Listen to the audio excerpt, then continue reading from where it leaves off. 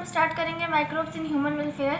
जो हमारा first topic है वो है the organism which can not be seen by naked eyes and a microscope is required for their study called as microbes. ठीक है, तो एग्जाम्पल हो जाएगा bacteria, virus, fungi, viroids, prions, mycoplasma. ये तो सबको डेफिनेशन ही पता है। माइक्रोबायोलॉजी अगर हम स्टार्ट करते हैं तो स्टडी ऑफ माइक्रो ऑर्गेनिज्म को ही हम माइक्रोबायोलॉजी कहते हैं। ठीक है, अब फादर ऑफ माइक्रोबायोलॉजी क्या हो, कौन है? Antony von Leeuwenhoek. इनका नेम याद रखना ज़रूरी है क्योंकि ये काफ़ी बार ऑप्शन में पूछा गया है।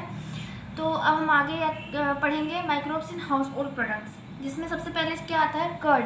कर्ड एक बहुत सिंपल चीज़ है जो सब जानते हैं। कर्ड दही जमाने के लिए हम क्या करते हैं कि मिल्क में थोड़ा सा और कर्ड ऐड कर देते हैं। वो हम क्यों ऐड करते हैं?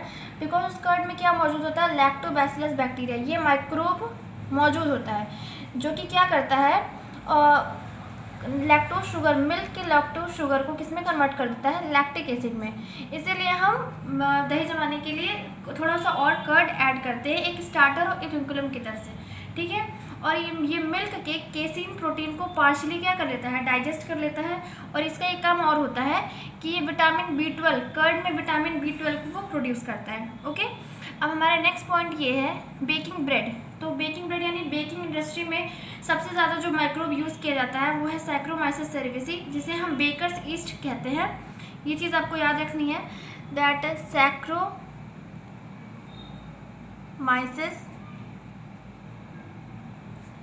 सेरेविसी। माइक्रोब्स के नेम इस चैप्टर में बहुत ज़्यादा इंपॉर्टेंट है, इसलिए इसको याद रखिए।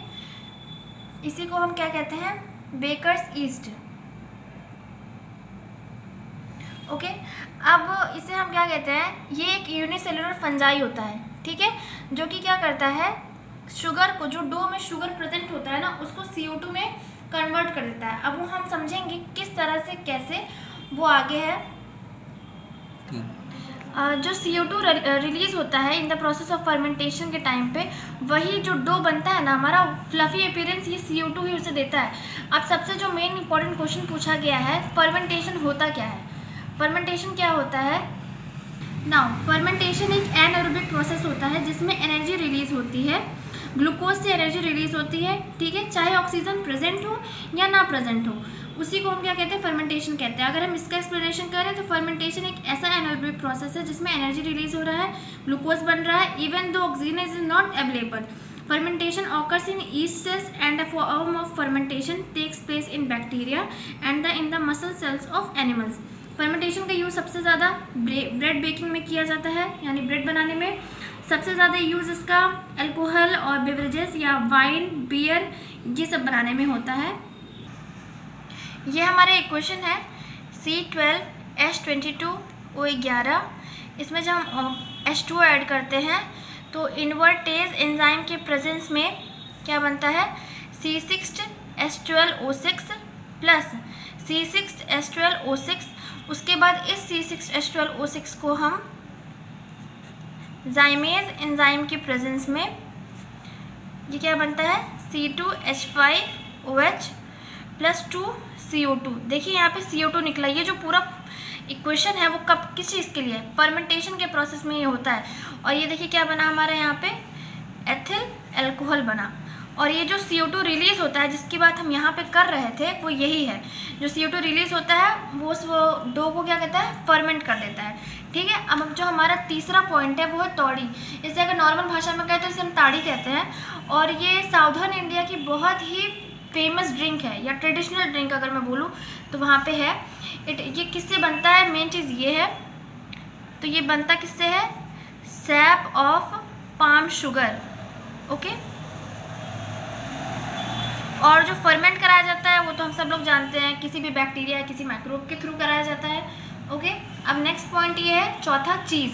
चीज़ यानी पनीर। वो कैसे बनता है? जब हम मिल्क का पार्शियल डिग्रेडेशन करते हैं, मिल्क का पार्शियल डिग्रेडेशन करने पर माइक्रोब्स की प्रेजेंस में, तब हमें मिलता है चीज़। ओके, और कुछ इंपॉर्टेंट चीज़ हैं जो सबसे ज़्यादा मतलब फेमस हैं और यूज़ किए गए हैं। पहला तो होता है स्विस चीज़, जो कि नाम मैंने यहाँ पे भी लिखा हुआ है। स्विस चीज़ है पहला। ये किस माइक्रोब से बनता है? ये बनता है प्रोपियोनी बैक्टीरियम शर्मैनी। यहाँ पे लिखा हुआ है पर फिर भी हम एक बार इसको लिख के दिखाना, बिकॉज ताकि आप लोग स्पेलिंग में कंफ्यूज ना हो, क्योंकि स्पेलिंग सबसे ज़्यादा ज़रूरी है। प्रोपियोनिबैक्टीरियम सरमैनी, जो रॉकफोर्टी चीज़ होती है वो पेनिसिलम रॉकफोर्टी से बनता है। हमारा नेक्स्ट है कैमम्बर्टी चीज़। ये हमें मिलता है पेनिसिलम कैमम्बर्टी।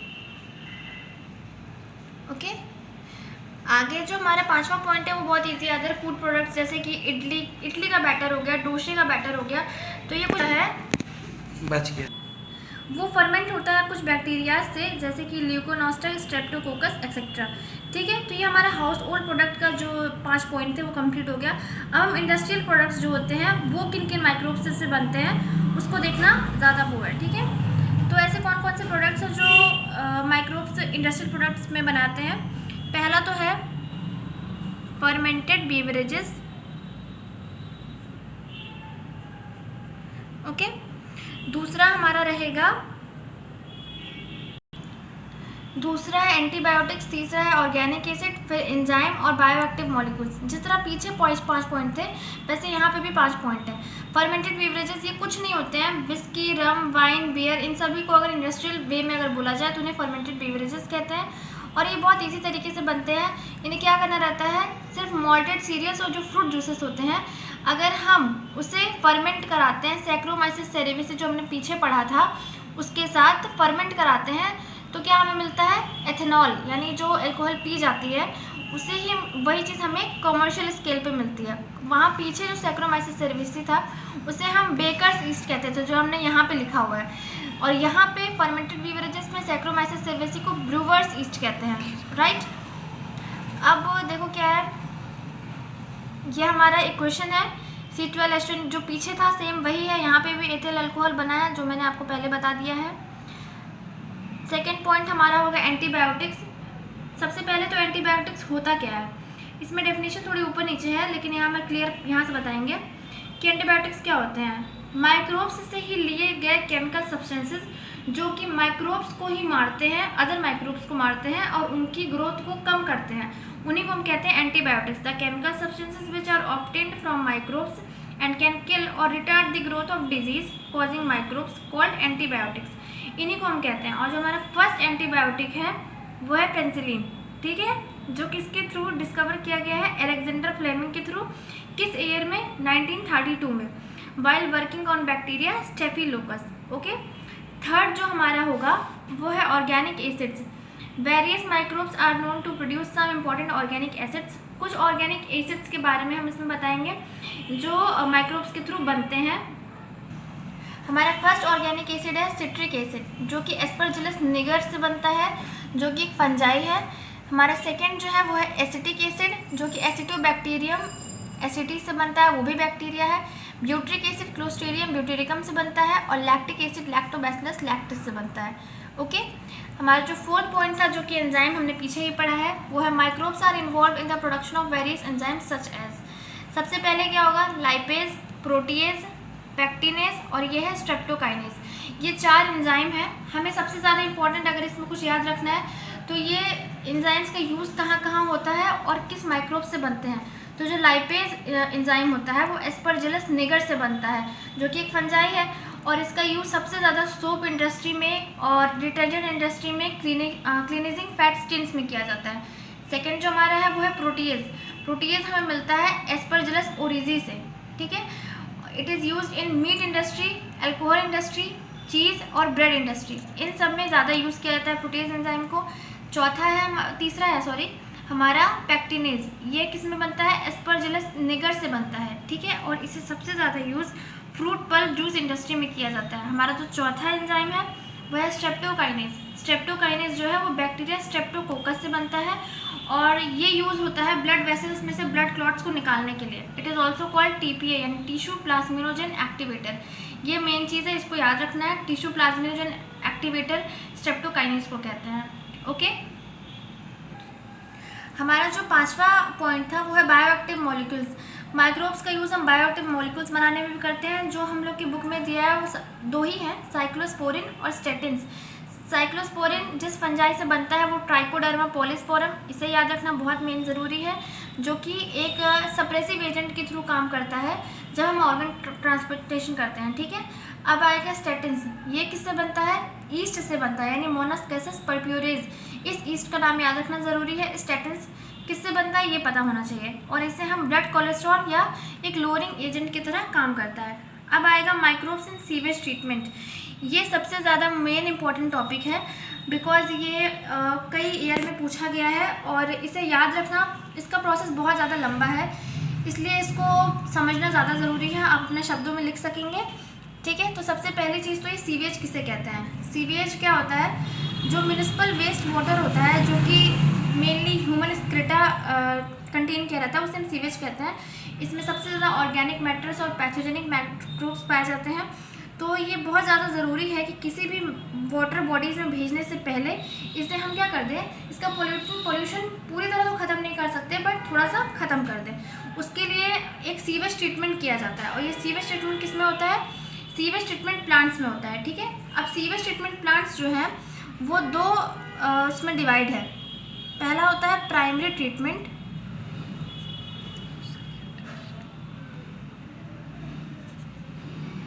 और दूसरा होता है सेकेंडरी ट्रीटमेंट।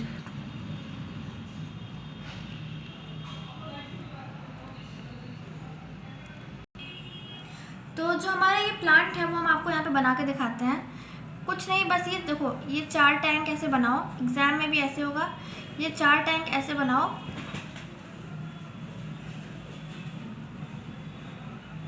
एक का नाम हम कहेंगे सेटलिंग टैंक है, दूसरा एरेशन टैंक है,